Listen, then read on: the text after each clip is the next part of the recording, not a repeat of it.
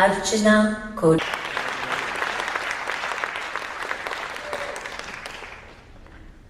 The day dawned. I was standing in one of the largest auditoriums of India and saw 2,500 people standing and clapping for me. Ma'am, autograph please, autograph please. Your speech was awesome, ma'am, awesome. Autograph? Wow.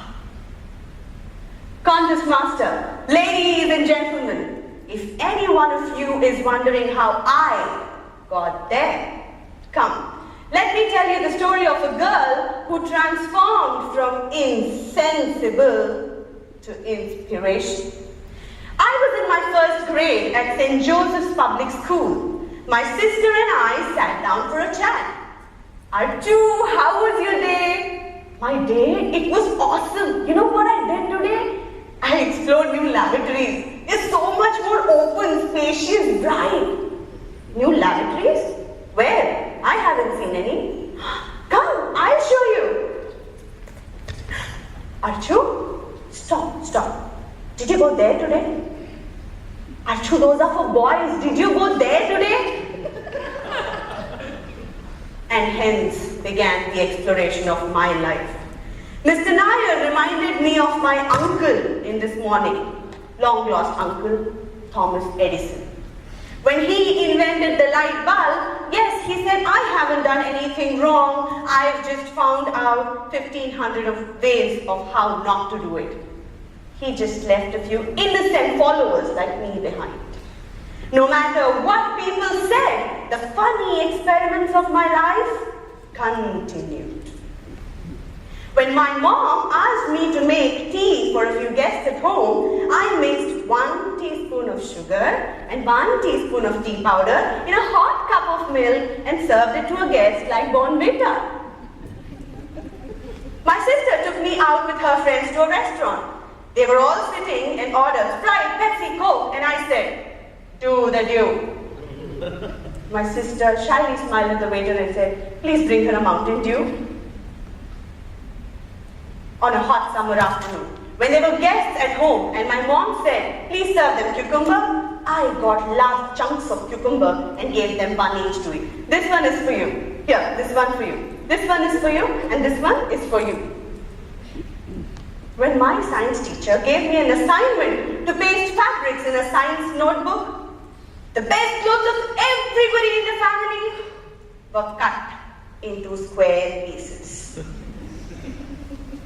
Quirky enough as these stories sound, I was abashed, dejected, and knowing aunts and uncanny uncles often came to my parents and asked, what will this girl do in life? It was not funny anymore. I started losing hope in life. Like every story has a Zen master, so did mine. My dad put his large hand on my head, looked at my mom and said, it's okay if she does that. I don't care what people say. I know she is born for a cause. With my age, grew my love for lights, camera, action, and every time there was an offer from Radio Mirchi or Channel V for jockeying and anchoring, I was flown away.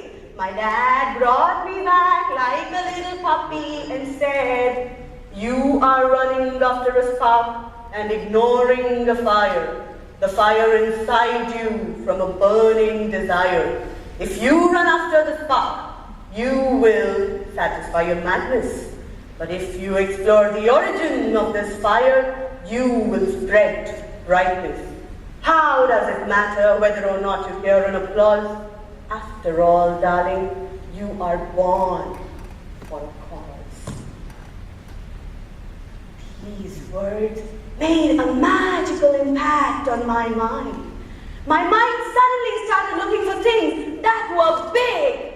One day, I read an email inviting senior women leaders to conduct a conference on the future of employment in India. Wow, Daddy, this sounds big. My impulsive nature gave me the audacity to sign up for an event where vice presidents were required to speak. Alas, did I burn my fingers again? A little voice from inside said, "Remember, Archana, you don't have to be great to start. You have to start to be great."